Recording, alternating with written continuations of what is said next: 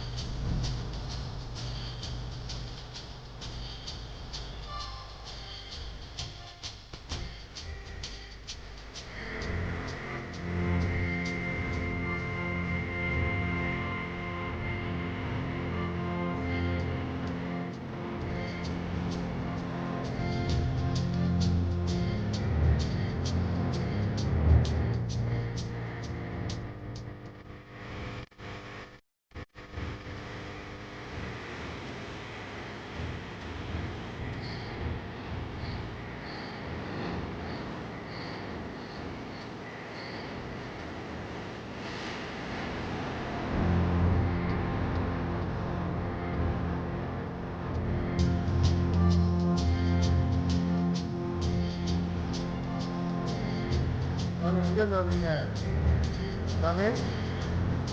எங்கேருந்து வரீங்க? எங்கேருந்து வரீங்க? சரி வரீங்களா?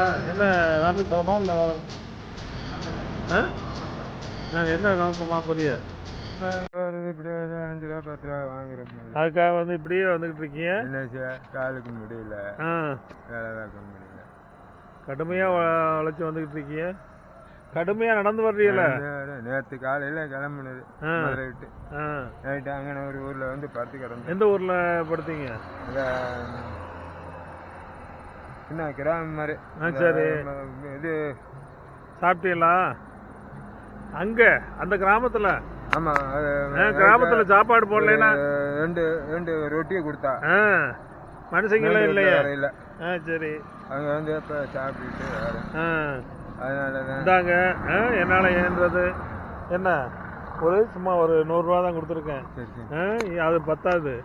இருந்தாலும் நிறைய பரமக்குடியில் சாப்பிட்டு கொஞ்சம் ரெஸ்ட் எடுத்துட்டு அதுக்கடுத்து ராம்நாடு என்ன விஷயம்? ராம்நாடு போய் அப்படியே கீழக்கரைக்கு போயிடுது. கீழக்கரையில் என்ன?